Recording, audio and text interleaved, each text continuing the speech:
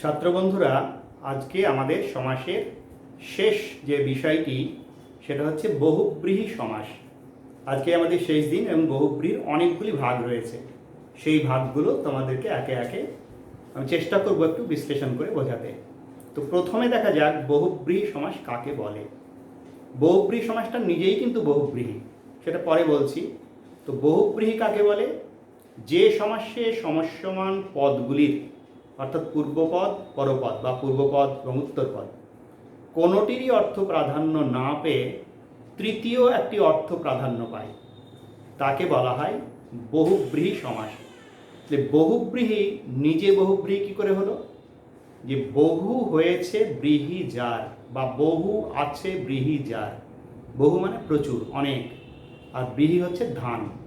তাহলে যে কৃষকের প্রচুর ধান জন্মেছে জমিতে, অর্থাৎ ধনী কৃষক বা বিত্তবান কৃষক, তাকে বলা হয় বহুব্রীহি। তাহলে বহুব্রীহি শব্দটি নিজেই বহুব্রীহি। যদি কখনো ভুলেও যাও উদাহরণ, তাহলে বহুব্রীহি এই কথাটাকে বিশ্লেষণ করলেই কিন্তু উত্তরটা পেয়ে যাবে। এরপরে আমি একে একে বহুব্রীহি সমাসের যে ভাগগুলি, অনেকগুলি ভাগ আছে, আমি একটা একটা করে একটু বোঝানোর চেষ্টা করছি। প্রথম হচ্ছে সমানাধিকরণ বহুব্রীহি সমাস। সমানযুক্ত অধিকরণ, অধিকরণ বলতে এখানে বিভক্তি, অর্থাৎ যে বহুব্রীহি সমাসের উভয় পদে সমান বিভক্তি থাকে, সাধারণত শূন্য বিভক্তি, তাকে সমানাধিকরণ বহুব্রীহি সমাস বলে। একটু বোর্ডের দিকে খেয়াল করো।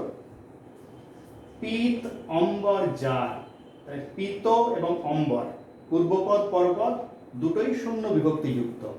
সমাসবদ্ধ পদ হচ্ছে পীতাম্বর, অর্থাৎ হলুদ বস্ত্র পরিধান করেন যিনি। তো অনেকেই হলুদ বস্ত্র পরিধান করে, কিন্তু আমরা তো যে কোনো মানুষকে পীতাম্বর বলবো না, আমরা শ্রীকৃষ্ণকে পীতাম্বর বলছি, অর্থাৎ তিনি হলুদ বস্ত্র পরিধান করেন। কিন্তু এই পীতাম্বরকে অন্যভাবেও কিন্তু সমাস করা যায়। কিভাবে? পিত যে অম্বর, তখন হলুদ রঙের যে বস্ত্র, তখন কিন্তু তৃতীয় ব্যক্তিকে বোঝানো হচ্ছে না।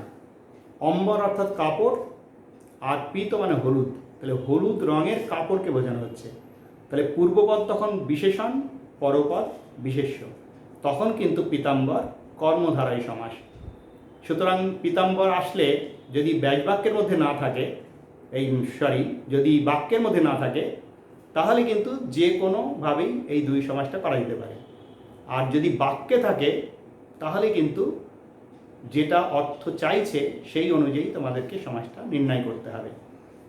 এরপরে উদাহরণ দেখো, নীলকণ্ঠ যার, নীলকণ্ঠ, তাহলে নীলকেও বোঝানো হচ্ছে না, কণ্ঠকেও বোঝানো হচ্ছে না, বোঝানো হচ্ছে সমুদ্র মন্থনকালে যে বিষ উত্থিত হয়েছিল, সেই বিষ মহাদেব বা শিব তিনি কণ্ঠে ধারণ করেছিলেন। এই জন্য মহাদেবের অপর নাম হচ্ছে নীলকণ্ঠ। সুতরাং মহাদেবকে বোঝানো হচ্ছে, তৃতীয় অর্থ প্রাধান্য পাচ্ছে, অতএব এটা সমানাধিকরণ বহুব্রীহি সমাস। পদ্ম আসন যার, পদ্মাসন, এটা বিষ্ণুকে বোঝানো হতে পারে, ব্রহ্মাকেও বোঝানো হতে পারে। পদ্ম আসন যার, ওরকম কমল আসন যার, কমলা আসন, ঠিক আছে? এগুলো সবই সমানাধিকরণ বহুব্রীহি সমাসের উদাহরণ। ওইরকম মহতি মতি যার, মতি যেহেতু স্ত্রীলিঙ্গ সেই জন্য মহতি হচ্ছে, এটা মহা হচ্ছে না কিন্তু। তারপরে লব্ধ হইয়াছে প্রতিষ্ঠা যার, লব্ধ প্রতিষ্ঠ, কোনো বিখ্যাত চিকিৎসক, উকিল, ব্যারিস্টার, আমরা বলি যে লব্ধ প্রতিষ্ঠ চিকিৎসক, অর্থাৎ যার খ্যাতি বা প্রতিপত্তি প্রতিষ্ঠা পেয়েছে। আবার কখনো কখনো এই সমানাধিকরণ বহুব্রীহি সমাসে পরপদ বিশেষণ হতে পারে। কিভাবে? কান কাটা যার, কান কাটা, লেজ ঝোলা যার, লেজ ঝোলা, একটা কবিতা তো আছে, আইরে পাখি লেজ ঝোলা, খেতে দেবো চাল ছোলা। ভূষণ প্রিয় যে নারীর, ভূষণ প্রিয়া, এগুলো প্রত্যেকটাই সমানাধিকরণ বহুব্রীহি, কারণ উভয় পদ সমান অধিকরণ, অর্থাৎ শূন্য বিভক্তিযুক্ত। এরপরে আমি আসছি বধিকরণ বহুব্রীহি কাকে বলে। বিযুক্ত অধিকরণ, বধিকরণ, অর্থাৎ এই বহুব্রীহি সমাসের পূর্বপদ বা পরপদের মধ্যে, সাধারণত পরপদে দেখা যাচ্ছে যে বিভক্তি চিহ্ন তে বা এ সপ্তমী বিভক্তি চিহ্ন যুক্ত হয়, অর্থাৎ আলাদা আলাদা বিভক্তি চিহ্ন যুক্ত দুটো পদ, অর্থাৎ স্বতন্ত্র। বিযুক্ত অধিকরণ এই জন্যই বধিকরণ। একটু বোর্ডে খেয়াল করো, বিনা পানিতে যার, লক্ষ্য করো বিনা শূন্য বিভক্তিযুক্ত, পানিতে এখানে কিন্তু তে বিভক্তি রয়েছে, অর্থাৎ উভয় পদ স্বতন্ত্র বিভক্তিযুক্ত। বিনা পানিতে যার, বিনা পানি। ওইরকম পিনাক, শিবের ধনুকের নাম হচ্ছে পিনাক, পিনাক পানিতে যার, পিনাক পানি। চন্দ্র চূড়ায় যার, চন্দ্রচূড়, এখানে কিন্তু চন্দ্রকে বোঝানো হচ্ছে না, চূড়াকে বোঝানো হচ্ছে না। যার চূড়ায় চন্দ্র মুকুটের মতো শোভা পায় সেই মহাদেবকে বোঝানো হচ্ছে। ওরকম চন্দ্র হইয়াছে আপির যার, চন্দ্রাপির, সেটা অবশ্য অধিকরণ বহুব্রীহি নয়। উর্ণা নাভিতে যার, উর্ণা মানে হচ্ছে তন্তু বা জাল, মাকড়সাকে আমরা বলি উর্ণ নাভ। মাকড়সার জাল বনে তার পেটের নিচে জালটা রেখে সে শিকারের জন্য অপেক্ষা করে। উর্ণা নাভিতে যায়, উর্ণ নাভ, এটাও বধিকরণ বহুব্রীহি সমাসের উদাহরণ। ঠিক আছে, এর পরের অংশে যাচ্ছি আমরা। এরপরে আসছি নঙর্থক বহুব্রীহি সমাসে। নঙর্থক বহুব্রীহি কাকে বলে? নঙর্থক পূর্বপদের সাথে বিশেষ্য পদের যে বহুব্রীহি সমাস হয় তাকে বলা হয় নঙর্থক বহুব্রীহি সমাস। এই নঙর্থক বহুব্রীহিতে যে অ, অন বা নি এগুলি থাকে, এর অর্থ হচ্ছে নেই বা নাই। কিন্তু আগেই বলেছি যে নং তৎপুরুষের ক্ষেত্রে কিন্তু এই অ, অন, নি এর অর্থ হচ্ছে নয়। এবার দেখো বোর্ডের দিকে, জ্ঞান নাই যার, অজ্ঞান, অর্থাৎ যে ব্যক্তির জ্ঞান নেই সেই তৃতীয় ব্যক্তিকে বোঝানো হচ্ছে। এটা নঙর্থক বহুব্রীহি। কিন্তু যদি বলি জ্ঞান নয় অজ্ঞান, তখন কিন্তু নং তৎপুরুষ হবে। নাই লজ্জা যার, নির্লজ্জ, অর্থাৎ লজ্জাহীন কোনো ব্যক্তিকে আমরা বলতে পারি নির্লজ্জ। বিগত হয়েছে শ্রী যার, বিশ্রী, ওইরকম বিগত হয়েছে অর্থ যার, ব্যর্থ। বিগত হয়েছে শ্রদ্ধা যার, বীতশ্রদ্ধ। নাই অন্ত যার, অনন্ত। বিগত হয়েছে ধব, ধব হচ্ছে স্বামী, বিগত হয়েছে ধব যার, বিধবা। বিগতা পত্নী যার, বিপত্নিক। নাই নারী জ্ঞান যার, আনাড়ি। অনেক সময় বলা হয় যে আনাড়ি লোকের হাতে পড়েছে তাই সব গণ্ডগোল হয়ে গেল, অর্থাৎ দক্ষতা দেখাতে পারেনি, এই অর্থে আমরা বলি আনাড়ি লোক। এরপরে যাচ্ছি মধ্য পদলোপী বহুব্রীহি কাকে বলে। মধ্য পদলোপী বহুব্রীহি কতকটা মধ্য পদলোপী কর্মধারায়ের মতোই হবে। তো এই বহুব্রীহি সমাসে দেখা যাচ্ছে ব্যাস বাক্যের মধ্যস্থিত পদে লোপ হয়। আর এই জাতীয় সমাসের অধিকাংশ ক্ষেত্রে দেখা যায় যে উপমানের সাথে সমাস হয় বলে অনেক সময় একে বলা হয় উপমাত্মক বহুব্রীহি। আবার যেহেতু ব্যাস বাক্যটি মাঝে মধ্যে ব্যাখ্যানমূলক হয় তাই একে ব্যাখ্যাত্মক বা ব্যাখ্যামূলক বহুব্রীহিও বলা যায়। বোর্ডের দিকে খেয়াল করো, কমলের মতো অক্ষি যার, কমলাক্ষ। বাঁদরের মুখের ন্যায় মুখ যার, বাঁদর মুখ। অনেকে ভুল করে লেখে বাঁদরের মতো মুখ যার, এখানে মুখটা উল্লেখ করতে হবে, গোটা বাঁদরটার মতো তার মুখ হতে পারে না। শাম হচ্ছে আদি অর্থ কুকুর, সায়ের পদের মতো পদ যার, তাহলে কুকুরের পায়ের মতো পা এমন প্রাণীকে শাপদ বলা হয়। তো এটা হচ্ছে হিংস্র প্রাণী, বাঘ, সিংহ, বনবিড়াল, হায়েনা, এদের পা কুকুরের পায়ের মতো, অর্থাৎ পায়ের নখগুলো এরা অনায়াসে এই থাবার মধ্যে লুকিয়ে রাখতে পারে। তো সেই অর্থে এখন শাপদ বলতে কুকুরের পা নয়, কিন্তু আদি অর্থ শাপদ বলতে কুকুরের পা, কিন্তু পরে অর্থ প্রসার হয়ে হলো কুকুরের পায়ের মতো পা যে সমস্ত পশুদের, সেই অর্থে শাপদ। অনুরূপ মৃগের নয়নের ন্যায় নয়ন যার, মৃগ নয়না, যদি স্ত্রী হয় মৃগ নয়না, নাহলে মৃগ নয়ন। কাঞ্চনের প্রভার ন্যায় প্রভা যার, কাঞ্চন প্রভ। এগুলো সবই কিন্তু মধ্য পদলোপী বহুব্রীহির উদাহরণ। বিড়ালের অক্ষির ন্যায় অক্ষি যার, যদি পুরুষ হয় বিড়ালাক্ষ, আর যদি স্ত্রী হয় বিড়ালাক্ষী, অর্থাৎ যাদের ক্যাটসাই বলা হয়, অর্থাৎ কটাশে চোখ। ধর্মঘট কথাটা আমরা শুনেছি খুব, তাহলে ধর্মঘট কথাটা কিভাবে এলো? ধর্মের অর্থাৎ আদর্শের, ধর্মের অর্থাৎ আদর্শের উদ্দেশ্যে ঘট স্থাপন পূর্বক যে আন্দোলন ধর্মঘট। খঞ্জনের নয়নের নেই চঞ্চল নয়ন যে নারীর, খঞ্জন নয়না, এগুলো উপমাত্র বহুব্রীহি বলা যায়, যেহেতু উপমানের সঙ্গে সমাসটা হচ্ছে। দেখা মাত্র হাসি যার, দেখন হাসি, মানে কোনো লোক দেখা হলেই হেসে ফেলে, তখন আমরা বলি দেখন হাসি। ডাকাতের বুকের নেই বুক, অর্থাৎ সাহস যার, ডাকা বুকো, কোনো দুরন্ত প্রকৃতির ছেলেকে আমরা বলি ডাকা বুকো। ঠিক আছে, এগুলো হচ্ছে সবই মধ্যপদলোপী বহুব্রীহি। এবার আমরা বেতিহার বহুব্রীহি সমাসে যাচ্ছি। যে বেতিহার বহুব্রীহি সমাস কাকে বলে? পরস্পর একজাতীয় ক্রিয়ার বিনিময় বোঝালে একই বিশেষ্যের দ্বিত্বের দ্বারা, অর্থাৎ দুবার উচ্চারণের দ্বারা যে বহুব্রীহি সমাস হয় তাকে বলা হয় বেতিহার বহুব্রীহি সমাস। তো এই সমাসের পূর্বপদের অন্তঃস্বর সচরাচর আ, কখনো কখনো ও হয়, আর উত্তর পদ বা শেষ পদ যেটা, সেটার অন্তঃস্বর সর্বদাই হ্রস্ব ইকার হয়। একটু বোর্ডে খেয়াল করো, হাতে হাতে যে যুদ্ধ, হাতাহাতি, পূর্বপদের অন্তঃস্বর আকার হয়েছে, অন্তপদের লক্ষ্য করো এই অন্তঃস্বরটা হ্রস্ব ইকার হয়েছে। তাহলে হাতে হাতে যে যুদ্ধ, পরস্পর ক্রিয়া বিনিময় বোঝাচ্ছে, একজন তো যুদ্ধ করছে না, পরস্পর হাতে হাতে লড়াই করছে।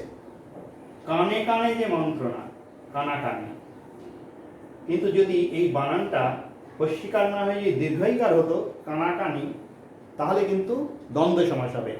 অর্থাৎ একটি পুরুষ তার একটি চোখ নেই, আর স্ত্রী তারও একটি চোখ নেই, তখন কানাকানি, তখন দ্বন্দ্ব সমাস। পরস্পর কেশ আকর্ষণ করে যে লড়াই, একজন একজনের চুল ধরে টানছে তা নয়, পরস্পর পরস্পরের চুল টানাটানি করে যে লড়াই করছে, তখন কেশাকেশি, এটা বেতিহার বহুব্রীহি সমাস। ওই রকম পরস্পরকে হানা, মানে একজন একজনকে শুধু মারছে তা নয়, দুজনই দুজনকে আঘাত করছে, তখন হানাহানি।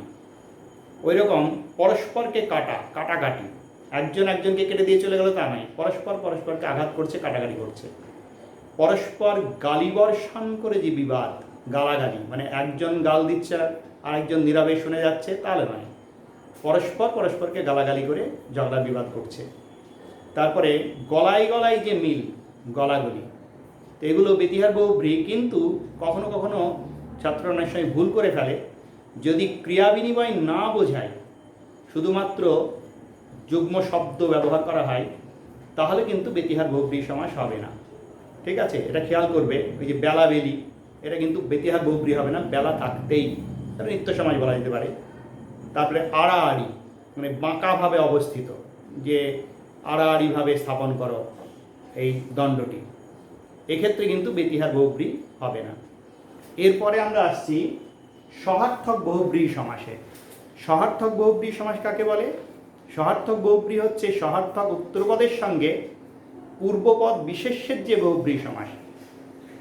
এবং এখানে দেখা যাচ্ছে সমাসের সহস্থানে স শব্দটি থাকবে শুধু। একটু বোর্ডে খেয়াল করো যে হর্ষের সহিত বর্তমান, সহর্ষ, এখানে কিন্তু সহ শব্দের জায়গায় শুধু স দন্তেশ্বরটা থাকছে। কখনো কখনো দন্তেশ্বরে আকার থাকতে পারে, যেমন অবলীলার সহিত বর্তমান বা বিদ্যমান, সাবলীল বলি। এরপরেই আছে যেমন অবধানের সহিত বর্তমান সাবধান, এখানে সয়ের জায়গায় আ থেকে গেল। স্ত্রীর সহিত বর্তমান সস্ত্রীক, সহার্থক বহুব্রীহি। ধবের সহিত বর্তমান সধবা, ওদিকে যেমন বিগত হইয়াছে ধব যাহার, কিন্তু এখানে ধবের সহিত বর্তমান, অর্থাৎ যার ধব অর্থাৎ স্বামী জীবিত রয়েছে। বিরামের সহিত বিদ্যমান বা বর্তমান সবিরাম, সবিরাম ছুটি। বিনয়ের সহিত বর্তমান সবিনয়, দরখাস্তে লেখা হয় সবিনয় নিবেদন। শ্রমের সহিত বর্তমান সশ্রম, কারাদণ্ডে দণ্ডিত ব্যক্তিকে অনেক সময় আমরা বলি কি যে সশ্রম কারাদণ্ডে দণ্ডিত, অর্থাৎ কারাগারে গিয়ে শুধু খাওয়া দাওয়া করবে আর ঘুমোবে তা নয়, তাকে পরিশ্রম করতে হয়, তখন আমরা বলি সশ্রম কারাদণ্ডে দণ্ডিত ব্যক্তি। বান্ধব সহ বর্তমান সবান্ধব, অনেক সময় কোনো নিমন্ত্রণ পত্রে লেখা থাকে যে সবান্ধবে আগমন করবেন, অর্থাৎ বাড়ির সকলে মিলে আর কি। পুত্রের সহিত বর্তমান সপুত্রক বা সপুত্র, পরিবারের সহিত বর্তমান সপরিবার, এগুলো প্রত্যেকটাই সহার্থক বহুব্রীহি সমাস। ঠিক আছে, আমরা পরের অংশে এবার যাচ্ছি। আমরা একেবারে শেষ পর্যায়ে পৌঁছে গিয়েছি বহুব্রীহির শেষ ভাগ, সংখ্যাপূর্বক বহুব্রীহি। তো সংখ্যাপূর্বক বহুব্রীহি কাকে বলে? যে বহুব্রীহি সমাসের পূর্বপদটি সংখ্যাবাচক বিশেষণ, তাকে বলা হয় সংখ্যাপূর্বক বহুব্রীহি সমাস। লক্ষ্য করো একটু বোর্ডের দিকে, 10 আনন যার, 10 আনন, আনন মানে মুখ, তাহলে 10 আনন যার, এখানে কিন্তু 10 প্রাধান্য পাচ্ছে না, আননও প্রাধান্য পাচ্ছে না, প্রাধান্য পাচ্ছে কে? 10 আনন, অর্থাৎ 10টি মুখ বিশিষ্ট লঙ্কেশ্বর রাবণ, 10 আনন। পঞ্চ আনন যার, পঞ্চানন, পঞ্চানন অর্থাৎ মহাদেব। কিন্তু একটু খেয়াল রাখতে হবে, যদি এটা বাক্যে থাকে, পঞ্চাননে পঞ্চানন বর্ণিতে না পারে, এই বাক্যটা যদি দুটোতে তো দাগ থাকবে না, যে কোনো একটাতে দাগ থাকবে। প্রথম পঞ্চাননে দাগ থাকলে কি লিখতে হবে? পঞ্চ আননের সমাহার, তখন কিন্তু দ্বিগু সমাস হবে। আর পঞ্চাননে পঞ্চানন বর্ণিতে না পারে, দ্বিতীয় পঞ্চানন পঞ্চ আনন যার, অর্থাৎ মহাদেব 5 মুখেও বলতে পারেন না। তাহলে বাক্যটা দেখে বুঝতে হবে যে কোন অর্থটি এখানে প্রকাশ পাচ্ছে। ঠিক আছে? 2 দিকে অপ যার, দ্বীপ, জলবেষ্টিত ভূভাগ। যদিও দ্বীপ হচ্ছে চতুর্দিকে জলবেষ্টিত, কিন্তু 2 দিকে অপ যার, তাকে দ্বীপ বলা হচ্ছে। এই যে অপের জায়গায় ইপ কথাটা এখানে এসেছে, কিন্তু বানানটা যদি দয়ে বয়ে দীর্ঘই না হয়ে দয়ে বয়ে হস্যিকার হতো, তাহলে কিন্তু 2-এর দ্বারা পান করে যে, অর্থাৎ হাতিকে বোঝানো হতো। হাতি সুর দিয়েও পান করে, আবার মুখ দিয়েও জল পান করে, সেই জন্য দ্বীপ বলা হয় হাতিকে। সেতার শব্দটি সে, অর্থাৎ ফার্সি শব্দ সেহ, সেহ থেকে সে এসেছে, সেহ মানে হচ্ছে 3, সে তার যার, অর্থাৎ 3 তার যে বাদ্যযন্ত্রের, সেটা হচ্ছে সেতার। এটা সংখ্যাপূর্বক বহুব্রীহি। ত্রিনয়ন যার, ত্রিনয়ন মহাদেব। যদি স্ত্রীলিঙ্গ হতো, দেবী কালিকাকে বোঝানো হতো, মহাদেবকে না বুঝিয়ে, তাহলে ত্রিনয়নই হতো। ঠিক আছে? তারপরে সহস্র লোচন যার, সহস্র লোচন অর্থাৎ দেবরাজ ইন্দ্র। তারপরে রয়েছে একটি ডাল যার, কোন একটা গাছের সমস্ত ডাল ছেটে দেওয়া হয়েছে, একটি ডাল রয়েছে, তখন বলা হয় একডালিয়া। কলকাতায় একটা রাস্তার নামও আছে একডালিয়া, তার থেকে হয় কি একডালিয়া থেকে এক ডেলে। একদিকে চোখ যার, এক চোখো। অনেক সময় দেখা যাচ্ছে কোনো ঊর্ধ্বতন কর্তৃপক্ষ কোনো অধস্তন কর্মী বিশেষ কাউকে হয়তো একটু নেক নজরে দেখছেন, সকলের প্রতি সমদর্শী নন, সেক্ষেত্রে কি হয়, তখন আমরা বলি যে বড় সাহেব এক চোখমি করছেন, অর্থাৎ পক্ষপাতিত্ব করছেন। তাহলে একদিকে চোখ যার, এক চোখো। 6টি ঘর যার, 6 ঘরা। রিভলভারের ক্ষেত্রে এটা ব্যবহার করা হয়। রিভলভারে 6টি ঘর অর্থাৎ খোপ থাকে, যেখানে 6টি গুলি ভরা থাকে, 6 ঘরা রিভলভার বলা হয়। তো সংখ্যাপূর্বক বহুব্রীহির সঙ্গে দ্বিগুর কিন্তু একটু গণ্ডগোল হয়ে যায়। তো পার্থক্যটা একটু তোমাদেরকে খেয়াল রাখতে হবে যে বহুব্রীহি যখন ব্যাসবাক্য করবে, বহুব্রীহিতে যদ অর্থাৎ যে বা যার এই শব্দ আসবে, কিন্তু দ্বিগু সমাসে কিন্তু সেটা আসবে না। আর বহুব্রীহিতে কিন্তু তৃতীয় অর্থেরই প্রাধান্য পাবে, আর দ্বিগু সমাসে কিন্তু সমাহার প্রাধান্য পাবে। এই বিষয়টা অবশ্যই খেয়াল রাখবে, নাহলে দ্বিগুর সঙ্গে বহুব্রীহি সমাসের একটু গণ্ডগোল হয়ে যায়। বহুব্রীহি বলতে সব বহুব্রীহি নয়, সংখ্যাপূর্বক বহুব্রীহি। এবং পার্থক্যও আসে যে সংখ্যাপূর্বক বহুব্রীহি এবং দ্বিগুর মধ্যে একটি পার্থক্য লেখো। একটা পার্থক্য অনায়াসে লেখা যাবে যে দ্বিগু সমাসে সমাহার বোঝায়, আর সংখ্যাপূর্বক বহুব্রীহিতে তৃতীয় একটি অর্থ বোঝায়। ঠিক আছে, তোমরা বাড়িতে ভালো করে অনুশীলন করবে আর সাবধানে থাকবে। শুভেচ্ছা রইল তোমাদের আগাম।